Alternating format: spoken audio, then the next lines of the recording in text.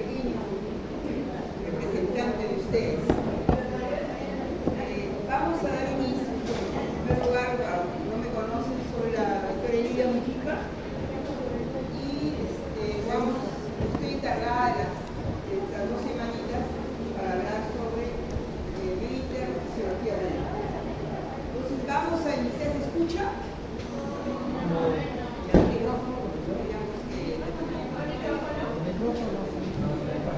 Ya, entonces, pero también no apoya, pues.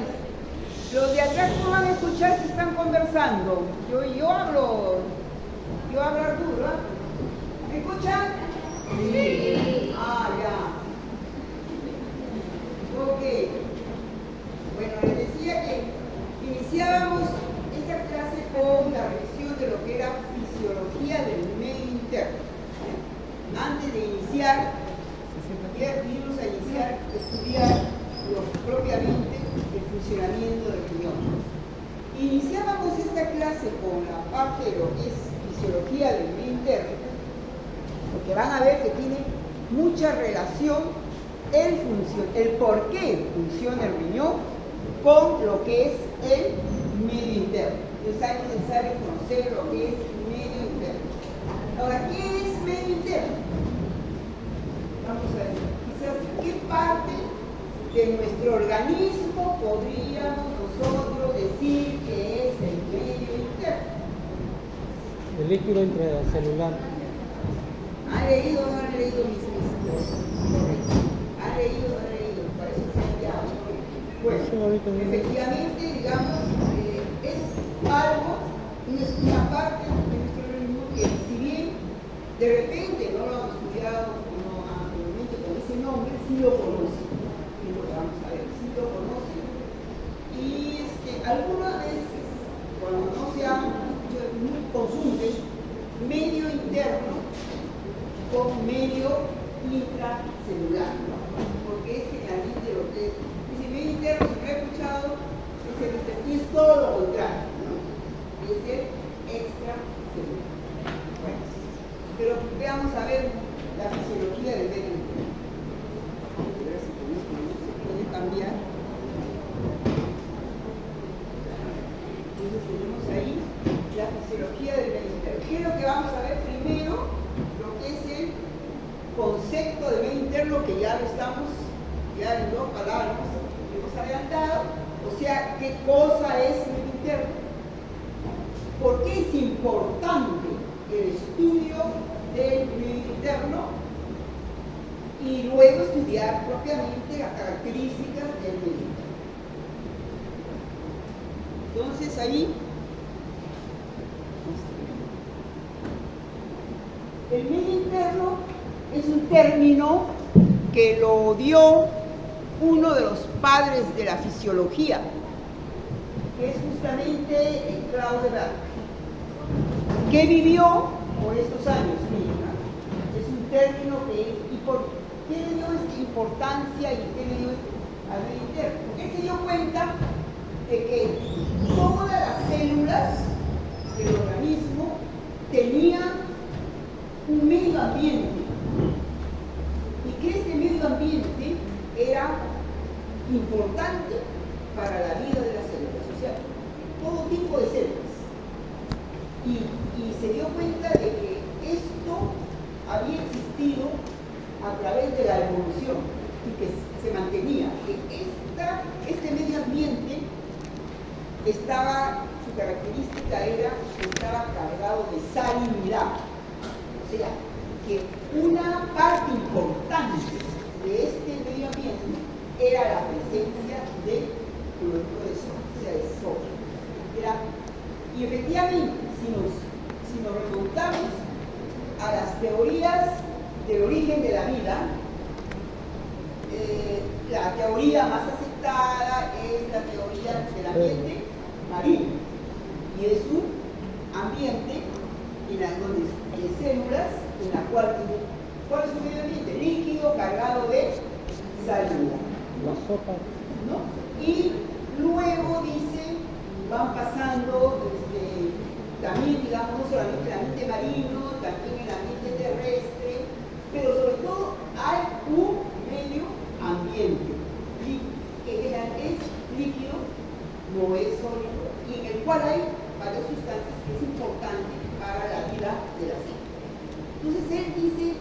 él dice, bueno, esto existe a través de todo tipo de células y le denomina a este ambiente, medio ambiente de las células, medio interno. Entonces, ¿qué es lo que hay aquí? Dice medio ambiente líquido, en donde vive la célula, y es importante porque de ahí va a extraer las sustancias que la célula va a requerir para su trabajo. Según el tipo de célula, van a hacer diferente función. Según su función, va a requerir diferentes sustancias. Entonces, la va a encontrar en este medio ambiente. Imaginemos, acá está la célula, y todo este sería su medio ambiente. De aquí va a sacar las sustancias que ella necesita para trabajar. Entonces, que ahí dice, y como sustancia importante, que está bien que unas van a trabajar, requieren algunas sustancias, un grupo de células, las células endocrinas, las células del sistema nervioso otras, de repente las células renales otra, pero sin embargo, todas ellas, ¿qué es lo que va? Esto es un artículo importante, por ejemplo, el oxígeno, ¿no? El oxígeno también está ahí, donde va a hacer su metabolismo y generalmente va a eliminar CO2. Entonces, ¿qué significa? Que en este medio ambiente no solamente está lo que va a tener la célula para trabajar, sino también el producto del metabolismo de la célula, lo que va a eliminar. Por ejemplo, el CO2, que debe ser eliminado de nuestro organismo. Ahora, no todas las sustancias que son vertidas por la célula al medio ambiente son sustancias del desecho del metabolismo. Hay algunas sustancias que son importantes para el trabajo de otro grupo de células. Por ejemplo, si es una célula endocrina, de una glándula endocrina, está produciendo una sustancia que ustedes conocen que es una determinada hormona que va a actuar en otro grupo de células. Por lo tanto, no solamente son sustancias de desecho, son sustancias que pueden ser y que son útiles muchas veces también para otro grupo de células y que forman parte de este medio que está rodeando la célula, o sea, de ese medio ambiente de la célula, o sea, de su medio interno. Las tenemos ahí. Por ejemplo, si es una célula nerviosa, pues un neurotransmisor, claro que el neurotransmisor, para estar de acuerdo con lo que acaban de ustedes estar recordar que y ese neurotransmisor está claro que no va a actuar a distancia, sino que ahí nomás es liberado para la célula, ¿no? El receptor. Entonces, por eso es que ahí dicen que además descargan su producto metabólico, no de desecho, y aquí saldría también, y útiles para otros. Secreciones. ¿Ah? Secreciones. Claro, o sea, que son útiles para otro tipo de células, ¿no? Entonces, bueno, ya, aunque ya nos hemos adelantado a saber cuál es ese medio interno, entonces aquí vendría a decir ese medio interno viene a ser sinónimo de espacio extracelular, ¿no? Es el espacio extracelular, que es conocido, ¿no? Ustedes, ¿no? Si no lo conocíamos medio interno, como es lo mismo, es decir, un espacio extracelular. Y con espacio extracelular, a ustedes ya les viene la mente, es el líquido que rodea la célula, ahí está. ¿Qué hay en el espacio extracelular? Ahí está todo, todas las sustancias útiles. Entonces ahí tenemos las proteínas, que van a necesitar hidratos, lípidos, iones, electrolitos, tenemos las vitaminas, ¿no? Entonces todas esas sustancias que están ahí en ese medio, ¿no? Y naturalmente el agua, ¿no? Que lo conforma. Bueno, y podemos decir, ahora ese espacio, si usted recuerda, ese espacio extracelular, se subdivide en dos espacios. Acuérdense, el extracelular es el intersticial, o sea, lo que nosotros estamos imaginando alrededor, pero también forma parte de ese espacio extracelular el espacio vascular, o sea, lo que viene a través de los vasos sanguíneos. Y no va a haber ningún grupo de células a los cuales no le llegue una irrigación sanguínea, ¿no? Entonces ahí tenemos el espacio intersticial más el espacio vascular. No es ni una cosa ni una otra. El medio interno son las dos Ahora, ¿me ayuda Omar? Sí. ¿Y Mato? Sí. ¿Y Sam? ¿Todos sabemos? Cardiovascular. Bueno, Cardiovascular. como sabemos ahí, en el espacio vascular es el líquido que viene a través de los vasos sanguíneos. Y ese líquido es la sangre. Y la sangre está compuesta por dos partes, ¿no? Los elementos formes, que sabemos, los glóbulos rojos, los glóbulos blancos, las plaquetas, y el líquido en donde están las sustancias.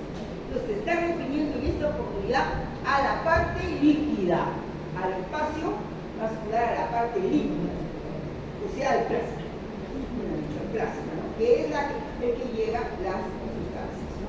Entonces, ahí tenemos esas cosas. Entonces, a eso nos referimos siguiente. Bueno, entonces, un siglo después, cuando Claude Bernard habla del medio interno y la importancia del medio interno, ¿me escuchan atrás? ¿Me pueden escuchar conversando? ¿Qué?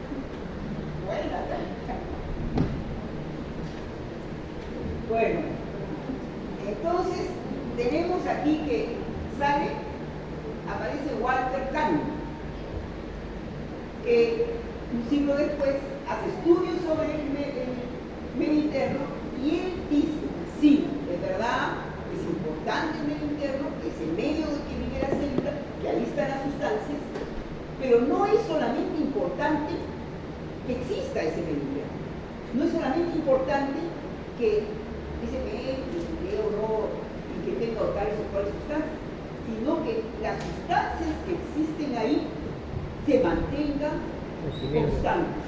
Es decir, la cantidad o la concentración de esas sustancias debe mantenerse constante para que la célula pueda funcionar correctamente. Funcionar correctamente una célula, ¿cómo significa? En salud, significa en condiciones fisiológicas, condiciones de salud. Entonces, para que una célula esté funcionando en condiciones fisiológicas y de salud, es necesario que ese medio que nos rodea contenga tales y tales y tales cosas que vamos a ver y en una determinada concentración o en determinada proporción. Y que no se salga de ello, o sea que ya está predeterminado cómo debe ser ese medio interno. Y entonces él habla de la homeostasis. Entonces dice, es necesario que el medio interno esté en homeostasis, la homeostasis del medio interno. ¿Por qué? Porque ese término de homeostasis es un término cuyo significado significa equilibrio, igualdad, constancia, ¿no? Entonces, ¿qué quiere decir aquí? La constancia del medio interno, el equilibrio del medio interno, la igualdad o la igualdad del medio interno. Y vuelve a decir, el mantenimiento de la homeostasis permite que la célula desempeñe sus funciones de manera adecuada. Ok. Y acá tenemos, entre comillas, prácticamente lo que dijo Walter Cannon, ¿no? Entonces dice, ¿qué es la homeostasis del medio interno? Es el mantenimiento del equilibrio interno. O sea, para que el organismo esté en equilibrio, esté en condiciones normales, ¿no?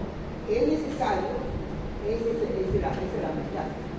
Y la tendencia a la estabilidad en la composición, pero habla más físico-química de todos los fluidos corporales.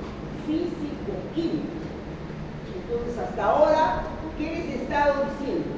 Que hay proteínas, estaba refiriéndome solo a las condiciones químicas, pero está hablando de condiciones físico-químicas, es decir, que también debe mantenerse constante la temperatura, la presión, el pH, la osmolaridad, cosas tienen que mantenerse constantes para asegurarnos que la célula llegue a funcionar correctamente. Y para que funcione correctamente es necesario que ese medio interno, ese medio, además no solamente era químico, sino físico también, ¿no? Y a esto ya. Y efectivamente, si vamos a pensar en la temperatura también, digamos la temperatura, decimos, las células del organismo funcionan funcionan, ustedes saben, a una determinada temperatura, que es 37 grados. Claro que todas las variables fisiológicas tienen no es exactamente esto, tiene ahí un porcentaje más o menos de normalidad. Entonces es 37 más o menos medio grado, ¿no? Correcto. ¿Vieron? Entonces, ese es un ejemplo que creo que todos podemos sacar de lo que significa que se mantenga constante. Si se aleja de eso, ya significa que hay un problema y que la célula no va a funcionar. ¿No? Pues ahí estamos. Okay. Y dice, y antes de pasar, esto es importante. Dijo, hasta acá nos quedamos en mantenimiento del equilibrio interno y la tendencia en la composición físico-química y todo, con independencia del medio externo. Con independencia del medio externo. Surgió otro medio, ¿ya? No medio interno, sino medio externo. Entonces quizás ahí nos diríamos también, ¿qué tal? ¿Por qué no se le llama mejor al medio interno que nos han dicho medio externo? Porque total, el medio externo es el celular, ¿no? Y qué bien, ¿no? Porque hay un medio externo. Y el medio externo es lo que nos rodea. Como individuos, lo que nos rodea. Es el medio ambiente que vivimos. Nosotros vivimos en un medio ambiente que es nuestro medio externo. Cada célula de nosotros tiene un medio ambiente que es el medio interno. Entonces ya tenemos medio interno, el ambiente de nuestra célula y nuestro organismo, y medio externo. Así como nosotros tenemos un medio externo, no los seres humanos a la Tierra, ¿no? Y bueno, también, ¿qué sucede? Que tiene que tener ciertas características, ¿no? Sabemos que hay un aire que tiene un porcentaje de oxígeno, y no solamente de eso, sino que hay otros gases, ¿no? Que conforman el aire, y que eso es lo normal ahí, y que, ¿no? Lo normal. Y tiene una temperatura. Y ojo, que ahora sí es el medio externo que se dan cuenta, tiene una temperatura que no es única, ¿no? Hay una temperatura fluctuante, una humedad, también porcentaje de humedad. Nosotros en Lima pues sabemos lo que es la gran cantidad de humedad, vivimos prácticamente sumergidos en agua, ¿no? En otros sitios, ¿no? Si vamos a la altura, porque no hay límite seco, ¿no? Entonces varía la evolución, ¿no? Entonces tenemos ahí, así como tenemos esas características, y si nosotros nos sacan de aquí y nos llevan a la luna, vamos a hacer un viaje a la luna, no vamos a ir así constantemente, ya me voy a la luna, ya me subo. ¿Qué vamos a tener que ir? Pues no, todos preparados con nuestro oxígeno, porque el medio ambiente externo de allá es diferente. Eso le pasaría entonces a las células. Tiene su medio interno y si se lo cambia, vamos a sufrir, ¿no? Igualito nosotros. Entonces, como medio externo tenemos esto, así como individuos también, peor haríamos sufrir a cada medio interno, porque le vamos a cambiar al final y al cabo que trabaje la célula. Entonces, es importante. Entonces, ¿qué es lo que podemos aquí hasta ahora indicar? Nos están diciendo medio interno constante, medio externo variable. ¿Y de dónde obtiene las sustancias, todo la célula obtiene del medio interno? Lo que esté en el medio interno, ¿de dónde viene? Hemos dicho proteínas, carbohidratos, lípidos, vitaminas, electrolitos. ¿De dónde viene? Del medio externo. A través de los alimentos, a través de la respiración que viene el oxígeno. Entonces viene este medio interno a través o sea, quiere decir que el medio externo se conecta con el medio interno. Hay una conexión. El medio interno no vive aislado, vive en contacto continuo con el medio externo, porque de ahí le llegan todas las sustancias para poder dárselas a la célula para que trabaje, y a su vez la célula va a trabajar, va a eliminar al medio interno, y del medio interno va a salir hacia el medio externo. Entonces, esa conexión existe. ¿A través de qué saldrá las sustancias del metabolismo? heces a través del riñón, aparato digestivo, a través del riñón, a través de la piel, ¿no? También, y a través de la respiración. Y son las vías que van a salir. Entonces, nos viene ya a pensar y a decir, ¿cómo hace el medio interno para mantenerse constante si tiene conexión con el medio externo? Y lo que llega del medio externo es variable, ¿no? Si es a través de los alimentos, pues nada, todos no tenemos algo exacto, todos hemos almorzado lo mismo, ¿no? Seguramente que por el examen algunos han almorzado. Suele suceder. Pues o almorzaron muy temprano. También. Entonces, es variable, ¿no? Unos van a comer las proteínas, otros van a carbohidratos, a otros les gustan las verduras, entonces fruta, ¿no? Sobre todo las chicas, ¿no? Más fruta, más verdura, para mantenerse en línea. Entonces, ¿qué sucede? Que es variable. Entonces quiere decir que nos vamos a encontrar con un medio interno que es variable. Entonces, sin embargo, a pesar de que le va a llegar más o menos, él va a tener que mantener su constancia. Entonces eso es lo que vamos a... Profesora, en este caso la piel va a actuar como una forma de pared. ¿De pared de qué? Pared que va a comunicar al medio interno y externo. No, la piel es igual, células de la piel, y vamos a ver, no tiene, o sea, directamente, porque ninguna sustancia, te refieres a todo, bueno, si lo consideras así, pero no se produce a través de la piel el ingreso de sustancias ni la salida de sustancias del exterior, salvo en la parte que le corresponde, pero no de todo, digamos, no es digamos, la manera de obtener, por ejemplo, las sustancias, a pesar de que está, porque nada ingresa por directamente, sino a través del aparato digestivo o a través de la respiración, ¿no? Sí. Bueno, eso lo vamos a ver ahorita. Entonces, tenemos entonces, esto es lo que le decimos. Una alteración entonces de la homeostasis del medio interno significa una determinada patología. Entonces podemos entender pues cualquier patología, pero que la patología que va a aparecer está relacionada con qué es lo que ha variado en sí, ¿no? Naturalmente, o sea, depende de que lo que está variando ahí va a llevar a una determinada patología. Entonces, ¿qué quiere decir? Que el organismo va a tener que hacer todo lo posible para mantener la constancia de ese medio interno.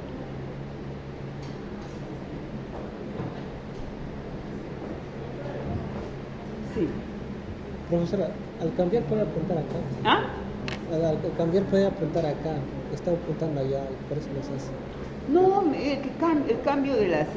Pues no tiene para cambiar las diapositivas. Eso es. Sí. ¿Tiene un receptor ahí? Pues? No tiene, se ha malogrado. Y no digamos, ocurrió un accidente y se quedó, entonces me he olvidado de permitir que iba a comprar, justo me cayó. Ya. Entonces tenemos, o sea, lo que tiene aquí, que está sirviendo como puntero, pero no se ha malogrado para cambio. Bueno, entonces ahí viene esto, ¿no? Gracias. Ahí viene esto. Es decir, ¿cómo es posible que ese medio interno mantenga su constancia a pesar de que está en comunicación con ese medio externo y lo que viene a través del medio externo es variable? Entonces ahí es que todos los sistemas van a trabajar para mantener constante ese medio interno y no le afecte el funcionamiento de la célula. A eso se llama regulación del medio interno. O sea, un mecanismo que tiene el organismo de regular el medio interno. O sea, ¿qué significaría esa regulación? Que si en un momento llega más de lo que debería ser normal, va a tener que tener un mecanismo de eliminar el exceso. Pero si viene menos, va a hacer el organismo todo lo posible para ahorrar y mantener eso. Hay momentos en que esta regulación va a ser exitosa, que generalmente lo es, por eso es que no mantenemos, es exitosa, ¿no? O sea, continúa. Pero hay momentos, va a haber momentos en que esta regulación va a fallar. Entonces, si falla, significa que ahí se establece una determinada patología. Entonces ahí tenemos ahora, ¿cómo se produce la regulación del medio interno? Para la regulación del medio interno intervienen todos los sistemas. Sistema nervioso, sistema endocrino, sistema circulatorio, excretor renal, sistema digestivo y sistema respiratorio. O sea, en realidad todo lo que están ustedes viendo y estudiando por separado, están trabajando para mantener esa medio interno y evitar que la célula funcione mal, ¿no? Y todo eso. Pero sin embargo, ahí ustedes les llamará la atención que se ha colocado acá dos: sistema nervioso y sistema endocrino. Y abajo dice coordina al sistema circulatorio, renal, excretor, digestivo y respiratorio. O sea, esto coordina a lo de acá. ¿Por qué? ¿Qué es lo que está? ¿Por qué esos dos se colocan arriba y dicen que están en una escala que son los primeros que van a coordinar? Ustedes han llevado endocrino, y ustedes han llevado neuro. Entonces a mí me facilita, inclusive, porque ya, correcto, algunas cosas de lo que es renal van a tener que ver con endocrino, van a tener con el sistema nervioso y qué bueno. Entonces, ahora, dice que en la regulación del medio interno se inicia con sistema nervioso, con la regulación del sistema endocrino, inician la regulación. ¿Por qué estos dos sistemas? ¿Qué es lo que tienen algo de común esos sistemas? Su acción rápida. A ver, ¿qué tienen algo de común? Bueno, en primer lugar vamos a decir, regulación significa arreglar algo, no se regular algo, ¿qué es lo que va a hacer? Arreglar lo que está mal, ¿no? Bueno, ¿qué sucede? Que cuando uno quiere arreglar algo, ¿con qué se inicia? ¿Qué es lo que debe iniciar cuando algo está mal y lo quiere arreglar? De repente se dieron cuenta que hasta ahora, ¿cuántos exámenes han dado? 5. De los 5, sí, no le falta. Ya. Tiene casi, alguien se da cuenta, estoy con las notas, y no sé. A estas alturas todavía de repente por ahí pueden arreglar. Puede ser, tiene que estar renal. Entonces, mi salvación. Ya. ¿Qué es lo primero que tiene que hacer? Para mí, si es que alguno de ustedes va a iniciar un cambio, va a tratar de arreglar eso, ¿qué es lo primero que ha ocurrido? ¿Qué es lo que primero de todo? Si hay algo que está, o algo que de repente se desarregló, ¿qué es lo primero en una regulación? ¿Perdón?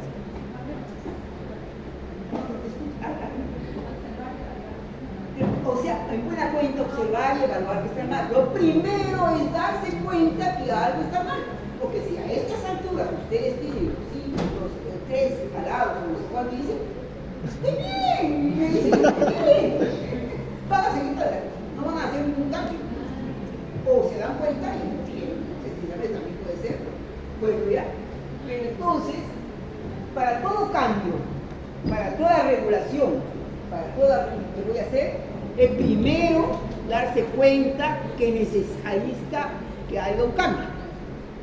Entonces, eso es lo que hacen el sistema nervioso y el sistema endocrino. Ambos se dan cuenta de que en el medio interno ha ocurrido algo y que necesita regularse o cambiarse. ¿Qué tienen el sistema nervioso y el sistema endocrino de común para darse cuenta de que hay un cambio? Eso lo saben.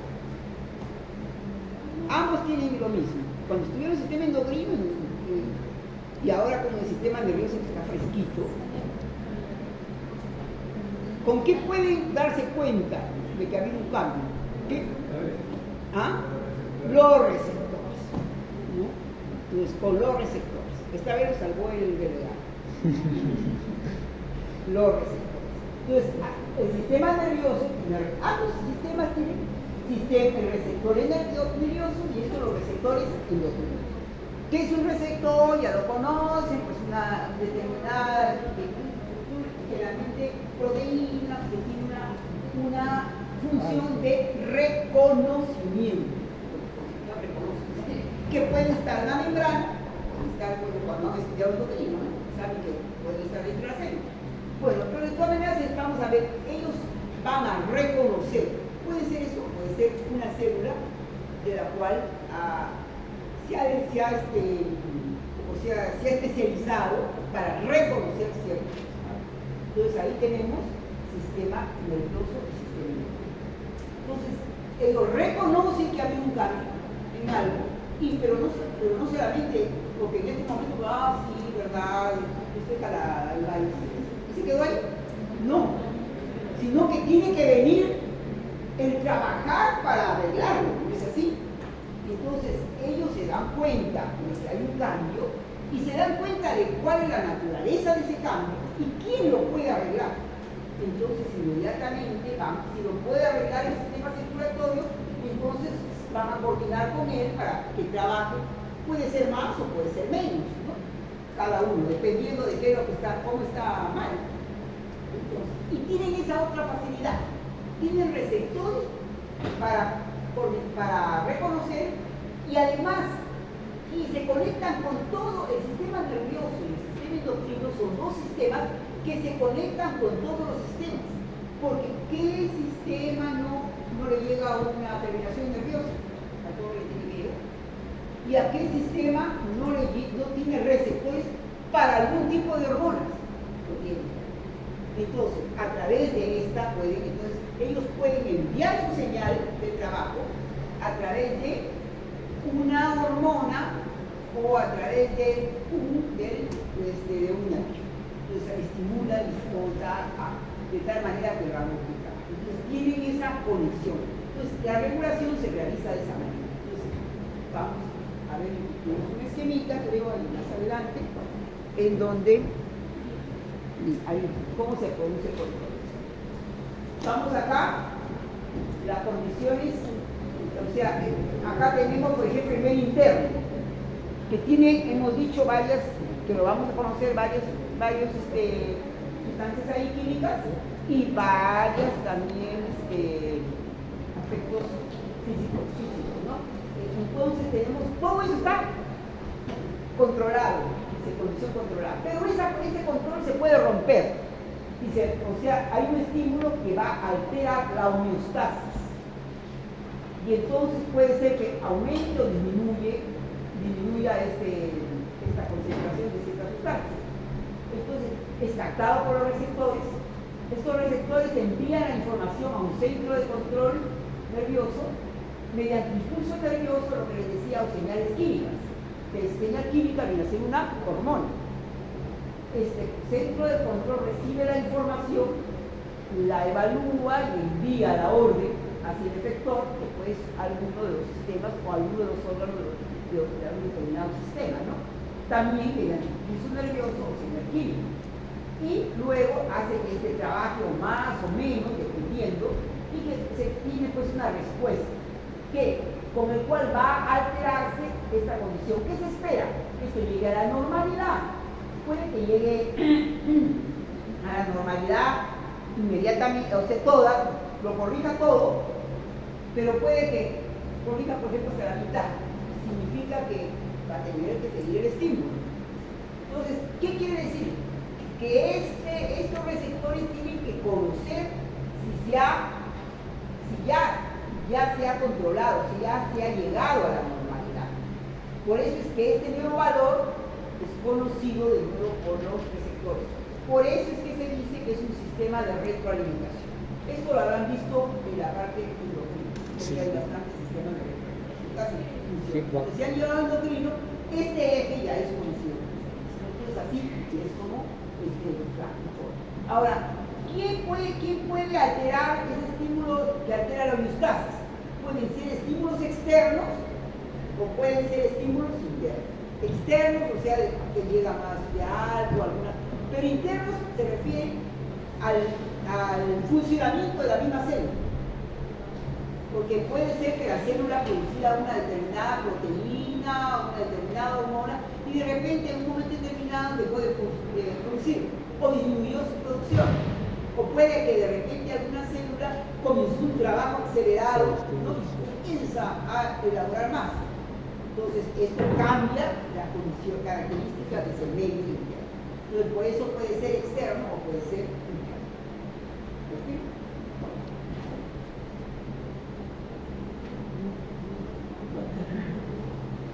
Entonces, ¿qué hemos visto hasta ahora? Creo que hemos respondido prácticamente a las dos primeras preguntas, o ya nos falta creo una nomás. A los dos primeros objetivos de esta clase. Dijimos, primero, definir el medio interno. Ya todos, y miren, después de tanto hablar, se puede reducir en unas cuantas palabras. Medio interno, extracelular.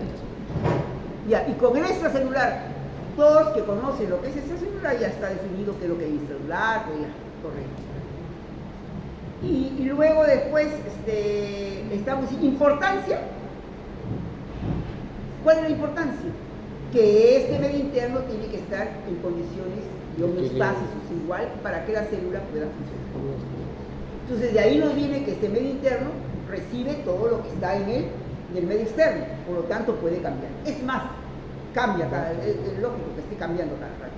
Entonces por eso miren, hay un mecanismo de regulación en el cual todos los sistemas están funcionando tratando de mantener esa constancia de ese medio. ¿Cómo se realiza ese mecanismo de regulación? Dos sistemas, que es el sistema endocrino y el sistema nervioso, mediante receptores captan el cambio y le envían el mensaje también a través del sistema nervioso, o sea, nervios, o a través de sustancias químicas o hormonas, al órgano que puede arreglar lo que se ha desarreglado. Y si se ha arreglado, qué bien, ok, no pasó nada ni nos enteramos. Pero si hay algún problema en el arreglo, sea porque la célula no funcionó bien, no sé qué, entonces ahí se va a establecer un cambio y una determinada patología relacionada con el cambio. Eso podríamos resumirlo en lo que dice ahí.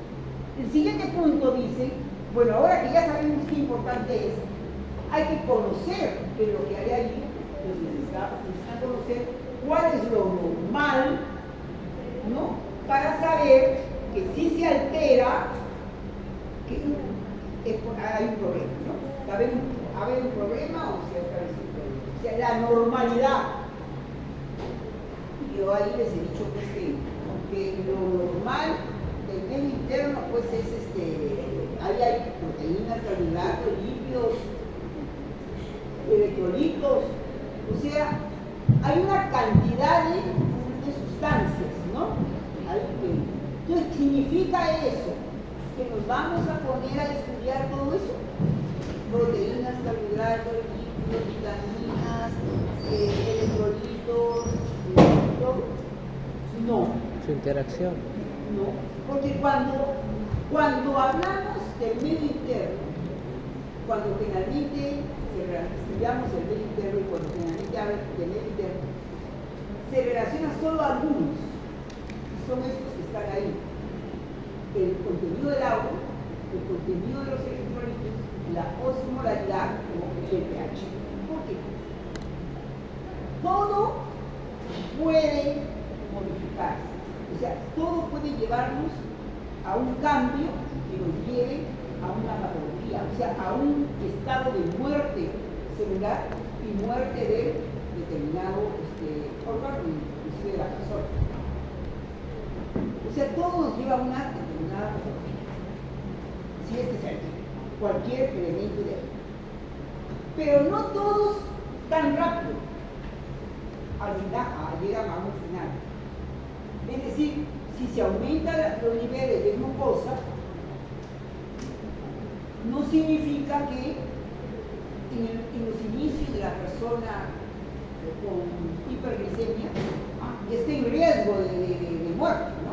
En riesgo de que esas células comiencen. Y la glucosa puede, si es que es bien controlada, pues la persona tiene problemas, ¿no?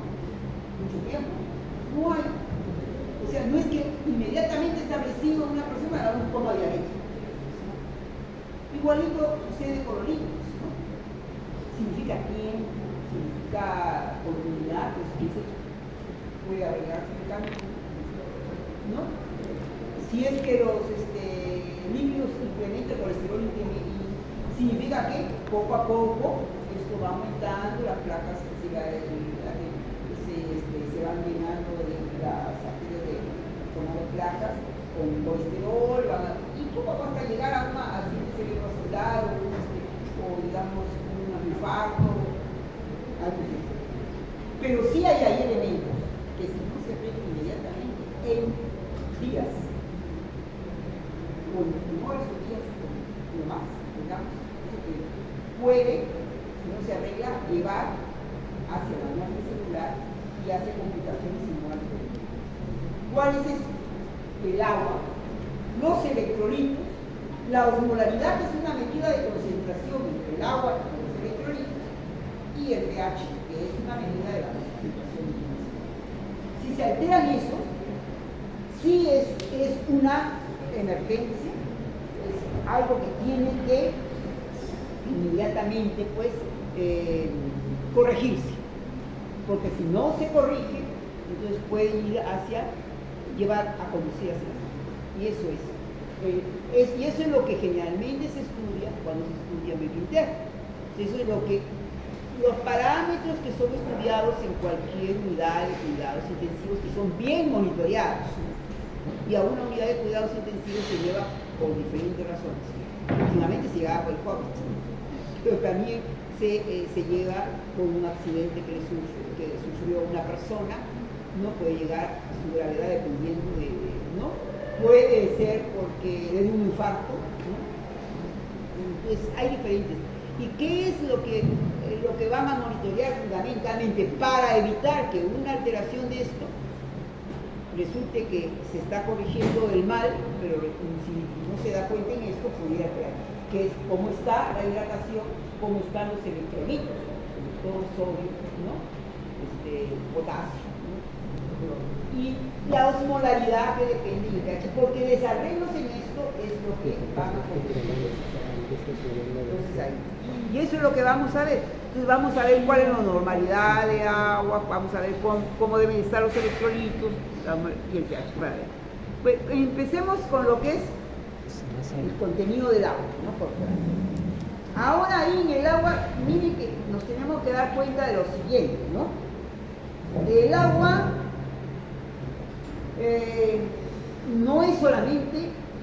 no se encuentra solamente en el extracelular, sino también en el intracelular.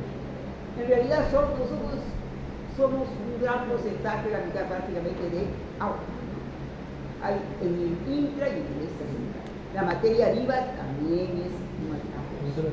Sí. ¿En el intracelular se le llama agua metabólica? ¿En el intracelular, en el medio interno se le llama agua metabólica? ¿O? No. El agua metabólica es el agua de oxidación, es el agua que produce, que va a incrementar, sí, ahí, que va a ser las células producto del metabolismo, forman parte del metabolismo, pero solamente el metabolismo celular. Bueno, entonces tenemos acá, decíamos que entonces podemos hablar del agua total del organismo, el agua total que está dividida entre lo que es el intracelular, que es la materia viva en sí, y el extracelular, que es su medio interno. Entonces, generalmente está dado, como saben, por porcentaje, ¿no?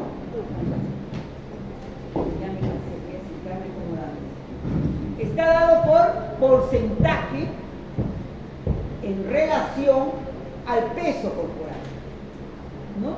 Y ahí tenemos los porcentajes que deben ser. Tenemos adulto, esto sería un adulto joven, más o menos, ¿no? Tenemos la cantidad, el porcentaje de agua debe ser entre un 50 a un 60% de su peso corporal.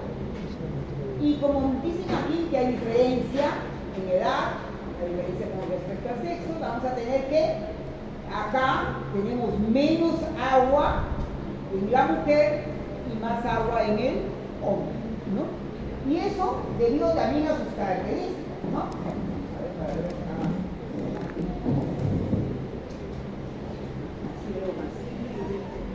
esto se debe a qué? También a la parte hormonal, ¿no? En el hombre existe la testosterona, que es una hormona que da más masa muscular, ¿no? Es una, ¿no? Entonces hay menos agua, más masa muscular, más agua, ya que es debido a qué característica de la testosterona, es una hormona anabólica, ¿no? Y en la mujer hay menos agua, ¿por qué? Por los estrógenos. Los estrógenos fundamentalmente van a hacer lo que va a desarrollar depósitos de grasa, ¿no? Y donde hay grasa hay menos agua. Su característica propia de la mujer, ¿no? La grasa localizada en cierta parte del cuerpo que le da la característica justamente. Entonces ahí, por eso. Ahora, en el recién nacido hay más agua, 80% del peso, y en la época fetal mucho más, 90%. ¿Y a qué se debe eso? Se debe a que todavía los tejidos no han terminado de desarrollar. Entonces, como ese porcentaje de peso al organismo, los tejidos la mayoría de los tejidos no están totalmente desarrollados, no han terminado. Inclusive, digamos, sabemos que, por ejemplo, el sistema nervioso, al nacer, todavía no ha culminado su desarrollo. Y en la época fetal todavía está. Entonces, a eso se debe. Y al haber más porcentaje de agua total, significa que también su medio interno va a ser más grande, en el caso de adultos. Y las personas de la tercera edad, o en general bien ancianos, el porcentaje de agua es menor, pero se mantiene la diferencia entre mujer y 40% y 45%. Ahora, la razón ya sabemos que en el caso con la edad uno va perdiendo una serie de sustancias y entre ellos el agua, no va decayendo, no va perdiendo. Entonces, eso hace que, por ejemplo, en la homeostasis hídrica, cuando hay una situación de deshidratación, por ejemplo, hay por ejemplo, un proceso diarreico o temperaturas muy elevadas, ¿qué se dice? Hay que cuidar los niños y las personas mayores. Hay que tener cuidado, ¿no? Sobre todo, y son los que más se ven afectados, ¿no? Con este proceso del COVID, por ejemplo, también, ¿quiénes generalmente las personas mayores eran, ¿no? Entonces, ¿por qué? Entonces, en este caso concreto del agua, ¿qué sucede? Pero si acá el niño tiene más agua, ¿cómo tendría un estado de protección? Tendría más agua. Pues si hay un proceso de deshidratación, digamos, en cuanto al agua, ¿qué hemos dicho?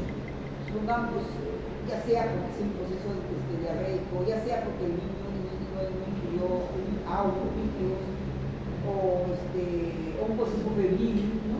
Que puede haber en una persona, en un niño. Pues, ¿qué es lo que actuaría ahí? Eso sería un estímulo que estaría desarreglando la homeostasis del medio interno. Entonces entraría a funcionar el eje regulador. Sí, por supuesto. En el sistema tendría que haber receptores que capten esto y que traten de arreglar. Y claro, por supuesto, yo endocrino, decía que ese eje lo conoce, después no es fácil, a mí llegar acá cuando he llevado endocrino y veo que ya son muchos años. Entonces ya no me detengo. Entonces, ¿cómo sería el eje? Acuérdense. Unos receptores hipotalámicos en alerta, porque efectivamente son los que captan que hay una disminución de la osmolaridad. Porque en primer lugar, partamos de eso, ¿no? Que lo que se va a captar es la osmolaridad. La osmolaridad es una medida, que la vamos a ver más ahí, pero lo adelantamos, es una medida que relaciona, como medida de concentración, pero que relaciona el agua con los solutos, con todos los solutos presentes, que se expresa en osmoles, ¿no? O miliosmoles. Entonces, si esa relación, si le quitamos el agua, quiere decir que la concentración, los solutos se van más concentrados. En todo proceso de deshidratación, la osmolaridad va a aumentar. La osmolaridad va a aumentar. Y esto es captado por estas células nerviosas que se denominan osmoreceptores, que la conocen ustedes, que están en el hipotálamo. Estos son los receptores, o esas células nerviosas van a estimular a unas vecinitas que también tienen sus amiguitas ahí en el hipotálamo y que las otras producen hormona antidiurética. Entonces, mediante un estímulo eléctrico, estimulan a las neuronas productoras de hormona antidiurética. ¿Para qué? Para que elabore mayor hormona antidiurética, o si la tiene ahí, pues que la baje. Y estas son neuronas, como ustedes deben conocer, estas neuronas que producen hormona antidiurética, nacen en el hipotálamo y tienen unos axones largazos que van hacia la neurohipófisis. Entonces, lo que hacen es, esa hormona antidiurética que está en el hipotálamo, en el cuerpo neuronal, lo pasan y lo liberan a nivel de la neurohipófisis a la sangre. Entonces, pasa a la sangre. ¿Y qué hemos dicho que la sangre es parte del medio interno? O sea, ya pasó, aparte del medio interno. O sea, lo liberan hacia la sangre. La circulación llega a todo, entonces va a ir por todo sitio, hasta llegar ¿dónde? Hasta llegar a un sitio donde haya receptores para hormona antidiurética y ahí se queda. Células diana. ¿Ah? Células diana. Entonces, claro, ¿quiénes son las células dianas? Se llaman todas células que tienen receptores. ¿Y quién es el que tiene receptor?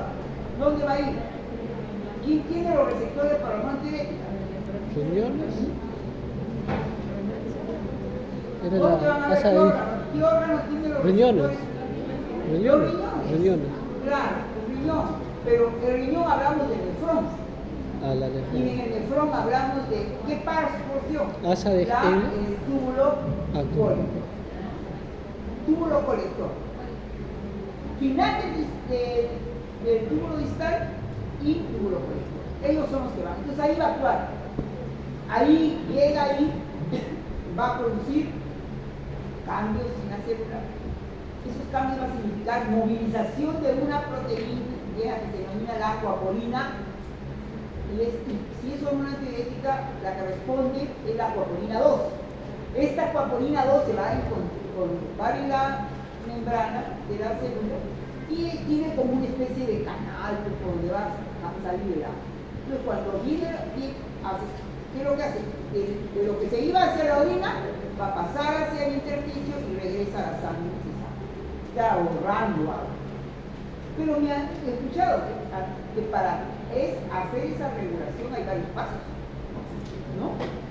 Entonces, primero, los receptores que lo reconocen, que le envíen el mensajito hacia las neuronas que producen hormona antidiurética, que la hormona antidiurética libere en la neurohipófisis a la sangre, que viaje en la sangre, que llegue al riñón, que vaya hacia el túbulo colector, que se una, ya tiene que haber receptores ahí, receptores para ellos, que hayan cambios en la célula para los cuales va a ir la aquaporina 2 que se establece y recién son una serie de cambios. Bueno, esos cambios, eso no lo puede hacer los recién nacidos, o si lo hacen, va a ser muy lento. Porque ¿qué es lo que hemos dicho? No tienen todavía todo su sistema nervioso maduro, ni tienen todavía muchos de los sistemas están en construcción, podríamos decir, ¿no? En desarrollo. Y entonces muchas veces no hay todavía la conexión, porque este eje significa conectarse. y no hay esa conexión. Entonces, ¿qué resulta? ¿Y qué hemos dicho? Necesitan esto que se arregle inmediatamente, porque si no se arregla, entonces va a surgir un problema. Va a surgir el problema de que la civilización puede sacar el niño. Entonces, de ahí que es estos sistemas, pues, que dicen inmediatamente hay que ver. O sea, ¿qué es lo que se le tiene que ayudar? Pues, ya sea dándole suero, fisiológico, o sea, el agua, los electrolitos que de repente están en una pista. Entonces hay que saber, ver qué es lo que ha perdido, qué es lo que necesita, cuánto, y hacer mismo. Bueno, y en la persona de edad también igual. Pero si ya tiene, sí, claro, ya se tiene el esquema, pero ese ha trabajado tanto y está cansado. Entonces ya no responde, ¿no? Entonces ya no es lo mismo, ya no respondemos de esa manera, ¿no? Entonces ya no se responde, digamos. Entonces va a ser lenta la respuesta y lo que se quiere aquí es actuar inmediatamente. Entonces de ahí que estos son los que más, y si no se actúa inmediatamente, son los que más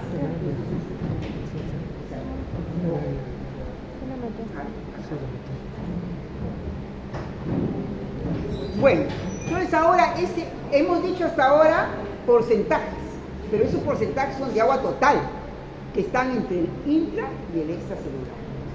Ahora, no es solamente que exista ese porcentaje, bueno, 60% o 70%, vamos a tomar el 60%, ¿no? El 60%, y que se distribuya 30-30. O sea, esos son los porcentajes que deben ir a cada uno de los compartimentos. O sea, el 40% del 60% debe estar dentro de las células. Este representa todas las células del organismo. Y el 20% debe estar en el extracelular. Entonces, eso es los 40 y 20. Me decía siempre, recuerdo, usted ya no sabe, ¿no? Había una canción que decía 40 y 20. Sí. ¿Todavía la han escuchado? Sí, la escucho. 40 y 20. 40. Acuérdense. Tenemos aquí 40% del agua caliente. Y este 20 se distribuye entre 15% en el intersticial y 5% en vascular. Cuando hablamos del 5% en vascular, ese es el volumen plasmático. ¿No? Entonces, el volumen plasmático. ¿Te pasó? El 5%. ¿Te pasó? Del peso corporal. Eso es lo normal. Estos son valores normales, ¿no? Entonces ahí tenemos esta. Y además ahí nos damos cuenta, y ahí va preguntando cuando decías de la piel, que la célula se comunica con el medio externo a través del medio. Y se obtiene todas sus sustancias, no directamente, a pesar de que existe la piel acá, ¿no?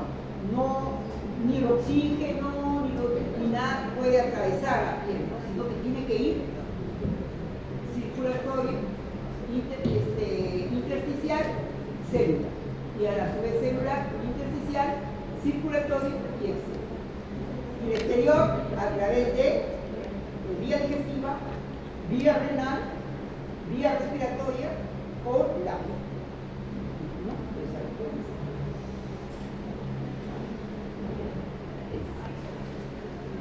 Bueno, ahora entonces ya sabemos los porcentajes, ¿no? 40 y 20, hemos dicho, si todo eso, no es que 30, existe el 60%, porque si existe el 30 y 30, significa que hay deshidratación, porque la célula no está en el 40%, sino en un porcentaje.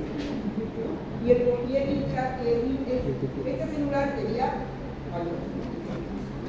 Bueno, entonces, pero diariamente nosotros tomamos líquido, ¿no? Llega agua por diferentes vías, va a llegar diariamente y no necesariamente lo que tomé hoy día va a ser igual a la cantidad que ingesta de agua de hoy día va a ser la de mañana ni la de ayer, y entre ustedes tampoco. Entonces, ¿cómo se mantiene la homeostasis de ese líquido? Si varío, ¿cómo hago para que siempre el porcentaje del agua se mantenga constante? Entonces, pero así como hay ingresos, nosotros sabemos también hay vías de salida.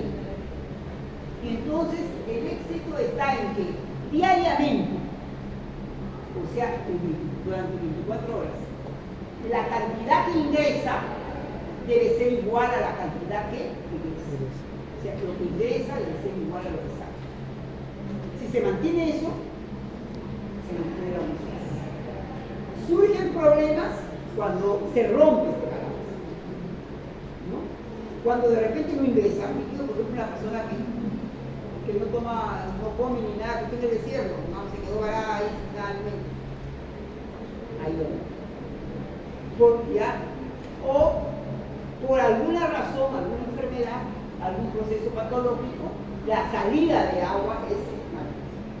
Entonces aquí tenemos cuáles son las vías de ingreso. Las vías, este es un valor promedio, no necesariamente 2.600. Ahí puede haber, depende, si ingresa 3.000, pero que salga 3.000. Si ingresa 2.800, que salga 2.800. Si de repente ingresa 2.500, que salga de la misma cantidad. No va a haber problema en la homeostasis del agua. Ingreso. Tenemos aquí todo lo que, las bebidas, todos los líquidos, agua, gaseosas, todo la parte, todo lo que sea líquido. Alimentos, también dan un porcentaje de agua. Y los porcentajes de agua, más o menos, ese es un promedio, ¿no? Promedio diario de líquido, una persona, 1,5 litros más o menos, ¿no? Y en alimentos, 8. Esto va a variar de las costumbres de la persona y de sus alimentos. Depende de las que comen más fruta, verdura, hay más porcentaje de agua. Mientras que los que comen más carbohidratos, proteínas, menos porcentaje. Entonces va a ser diferente, ¿no? El agua metabólica, ahí está el agua metabólica. El agua metabólica o agua de oxidación es el agua que resulta de las reacciones bioquímicas de nuestro organismo. Es decir, nosotros comemos un sándwich, ¿no? Un bistec, o de repente una frutita, ¿no? Pero se va a descomponer. Esta va a sufrir descomposición de nuestro organismo hasta llegar a los elementos que son carbohidratos, parecer lípidos y proteínas, ¿no? Y sufre una serie de reacciones. Y como cualquier reacción que ustedes sabemos, cuando se forma un compuesto, siempre va una molécula de agua, más una molécula de agua, más 2 moléculas de agua. Entonces todo eso, así como dice, su pico, su bolsita, y entonces este agua se va formando, y esa es el agua metabólica, que se va formando entre 200 a 300 mililitros. Entonces siempre que hay metabolismo, va a haber producción de agua. Entonces imagínense, cuando las sustancias se metabolizan en nuestro organismo, hay dos cosas. Las sustancias que van a ser absorbidas a nivel del intestino, ¿no? Y hay sustancias que van a ser eliminadas, ¿no? Ya sea por la vía renal o digestiva, ¿no? Tenemos ahí. Y entonces, y hay el agua, el agua también que va a formar parte de ese agua que se va a formar, ¿no? Entonces, las sustancias de desecho, hay sustancias también, como el agua metabólica, entonces ahí. Y las salidas o los egresos son a través de la vía más grande que la vía urinaria. La piel y pulmones, ¿no? Cuando respiramos también estamos bloqueando vapor de agua, ¿no? Respiramos. Y a través de la piel, muchas veces aquí no está considerado también el sudor, ¿no? Porque generalmente la piel, aunque esté aparentemente seca, está húmeda, necesita cierta humedad. Naturalmente que no es igual a la ubicación de un niñito, que es la piel más humectada, y a medida también que avanza en edad, después se va perdiendo esta humectación de la piel. De ahí que las mujeres tenemos que recurrir a cremas humecantes para la piel. La Entonces, ciencia lo requiere. Y tenemos ahí el sudor, que va a depender de la temperatura y de la actividad física, ¿no? Y las heces también hay un porcentaje de agua a través de las heces, que este porcentaje puede ser entre 200 a 300 también, que da importante. Entonces, ¿cuál sería la ruptura de este equilibrio? La ruptura de este equilibrio va a ser pues de que, ya les decía, una persona que está que no se come o no toma líquido, que esté en ayuno, ya, un ayuno extremo, no va a haber eso. Vamos a ver, nada, ni se tiene que comer líquido. Ya. ¿Cuál es la única agua que va a haber? El agua Metabólica. Es agua metabólica, ¿por qué?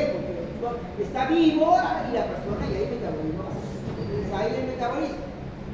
¿Ya? Y el otro lado que puede romperse acá sería ¿por qué? Una persona que tiene fiebre, por ejemplo, ahí aumentaría lo que se pierde a través de fiebre, ¿no? Una persona que tiene un proceso de diarrea aumentaría esta. ¿Ya? Entonces ahí tenemos eso. Bueno, si una persona tiene acá, pongamos, esté en ayuno y no ingiere agua, solamente el agua es metabólica, ese no ingerir agua, que sabemos que haría trabajar ese que hemos hablado de hormona antidiurética y riñón, ¿no? Entonces ahí tenemos que es lo que va a verse reflejado, ¿no? Bueno, y entonces ¿dónde se vería el resultado? El resultado sería en la orina. Hormona antidiurética.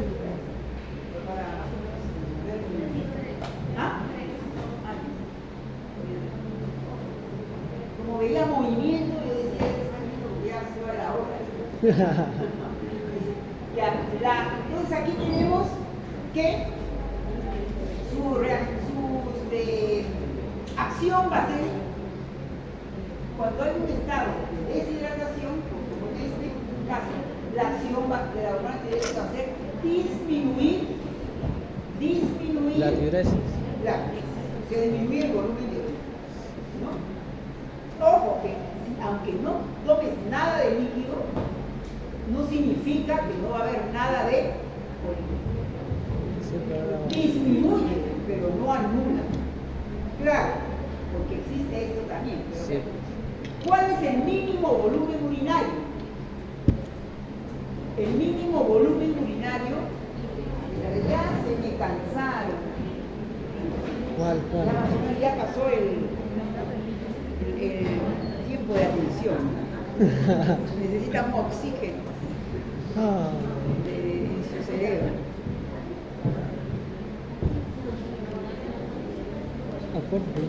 ¿Quieren 5 minutos de descanso? Sí. Sí. Ya, 5 minutos. Ya veo que la atención ya 5 minutos.